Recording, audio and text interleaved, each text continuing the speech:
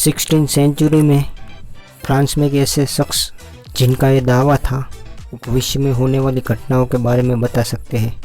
इनका नाम नास्ट्राडामस था। 1555 में द प्रोफेसिस नाम से नास्ट्राडामस की एक बुक पब्लिश की थी जिनमें उनकी 942 भविष्यवाणी थी। इस वीडियो में 6 ऐसी बात बढ़ता होगा तो शायद ही आप जानते होंगे।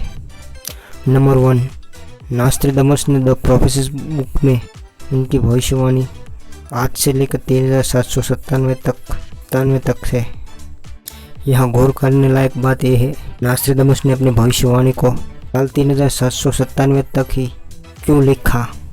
नास्ट्राडामस की भविष्यवाणियों विश्वास रखने वाले जो कहते हैं ये जो पेसिफिस नास्ट्राडामस ने मेंशन किया है इसे उनका इशारा दुनिया के अंत की तरफ है, यानी हो सकता है नास्ट्राडामस ने दुनिया के अंत की तारीख लिखी हो। लेकिन दिलचस्प बात एक और है, दिलचस्प बात सामने आती है। नास्ट्राडामस ने अपनी बुक लिखी थी उससे ठीक 5 साल पहले फ्रेंच भाषा में भविष्यवाणियों के बारे में एक और बुक पब्लिश की थी। इसे लिखने वाला फ्रांस का रिचर्ड रोसेस नाम का एक शख्स था। इस बुक में दुनिया के अंत की तारीख साल 2242 लिखी है। इसका नास्ट्राडामस से क्या संबंध है? आपको याद होगा मैंने थोड़ी देर पहले बताया था नास्ट्राडामस ने अपने बुक्स में लिखा था उनकी भविष्यवाणियाँ साल 3797 तक है। 1555 में इसी साल नास्ट्राडामस की बुक पब्लिश हुई थी। अगर 3797 1557 में से 1555 बात कर दे तो संख्या हमारे सामने आती है ये है 2242। नंबर 2, नास्ट्राडामस के सपोर्टर ये दावा करते हैं कि दुनिया की ऐतिहासिक घटनाओं के बारे में नास्ट्राडामस ने पहले ही लिख दिया था, जैसे हिरोशिमा और नागासाकी पर परमाणु bomb, great fire of London, French revolution और 9/11 अटैक बारे में। वही एक्सपर्ट का ये कहना है नास्ट्राडामस ने आम तरह की घटनाओं के बारे में भविष्यवाणियाँ की थी, जैसे नेचुरल डिजास्टर, लड़ाइयाँ, हमले और महामारियाँ। ऐसी घटनाएं इतिहास में हमेशा होती आई है और इसके अलावा और वो भविष्यवाणियाँ कविताओं के रूप में लिखते थे और रहस्यमय तरीक़ों से लिखते थे। अगर इसीलिए कोई घटना घटती है तो उससे मिलती जुलती नास्ट्राडामस की भविष्यवाणियाँ ढूंढना और उसे उस घटना के साथ जोड़ देना और कहना देखो नास्ट्राडामस ने पहले ही लिख दिया था, ये ज़्यादा मुश्किल काम नहीं है। एक्सपर्ट कहते हैं नास्ट्राडामस के सपोर्टर हमेशा यही करते रहे हैं। वो नास्ट्राडामस की लिखी हुई लाइंस को उल्टा सीधा अपने तरह से इंटरप्रेट करते हैं और उसे किसी घटना के साथ जोड़ देते हैं। नंबर 3, सितंबर 11, 2001 को जब अमेरिका में वर्ल्ड ट्रेड सेंटर पर हमला हुआ, नास्ट्राडामस की लिखी हुई यह भविष्यवाणी घूम रही थी। इस भविष्यवाणी की इंटरप्रिटेशन करने वालों ने यह कहा सिटी ऑफ गोल्ड के नास्ट्राडामस का मतलब है न्यूयॉर्क सिटी। लेकिन सच ये है न्यूयॉर्क को कभी सिटी ऑफ गोल्ड नहीं कहा जाता था। 2 ब्रदर्स के बारे में कहा गया।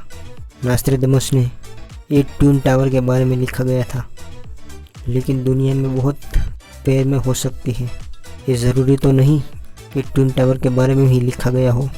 और एक और बात, ये पहली 4 तो लाइनें नास्ट्राडामस की ही लिखी हुई है, लेकिन ये 5वीं लाइन किसी गिमनामी इंटरनेट यूज़र ने लिख दी है।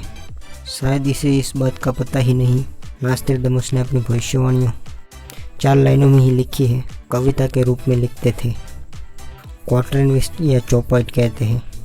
और एक और इम्पोर्टेंट बात, नास्ट्राडामस ने फ्रांस के किंग एंड्रे II को एक लेटर लिखा था जिसमें उसने लिखा था उसकी भविष्यवाणियाँ यूरोप, नॉर्थ अफ्रीका, एशिया के कुछ हिस्सों तक ही सीमित है। इसका मतलब अमेरिका के बारे में तो नास्ट्राडामस ने कुछ लिखा ही नहीं था। नंबर 4, नास्ट्राडामस की ज़िंदगी से जुड़े हुए कुछ रिकॉर्ड से पता चलता है नास्ट्राडामस ने अपने आधे से ज़्यादा ज़िंदगी डर में गुजारी। उसे इस बात का डर था कैथलिक चर्च उसके प्रोफेसी के काम को धर्म विरोधी मानकर कोई सज़ा न सुना दे। लेकिन नास्त्रेदमस खुशकिस्मती बात ये रही, उस ज़माने में ना तो एस्ट्रोलॉजी ना प्रोफेसी के काम को धर्म विरोधी माना जाता था। सिर्फ एक ही वजह से खतरे में पड़ सकते थे, अगर वो अपनी भविष्यवाणियों को सही होने का करने के लिए कुछ मैजिक प्रैक्टिस करते थे। नंबर 5, बहुत से स्कॉलर ये मानते हैं नास्त्रेदमस कोई सुपर पावर नहीं थी वो फ्यूचर देख सकते, बल्कि वो पास में हो चुकी घटनाओं को फ्यूचर में प्रोजेक्ट करना जानते थे। पीटर लेमेलस फॉर्मर कैम्ब्रिज लिंग्विस्ट और एक नास्त्रेदमस एक्सपर्ट है। ये नास्त्रेदमस पर बहुत सारी किताबें लिख चुके हैं। ये कहते हैं नास्त्रेदमस कोई भविष्यवक्ता नहीं थे, उससे भी ये विश्वास रखते थे हिस्ट्री खुद को दोहराती है, और वो अपनी भविष्यवाणियों में लिखने के लिए बहुत प्राचीन टेक्निक का उपयोग करते थे, जिसे बिब्लियोमेंसिंग कहा जाता है।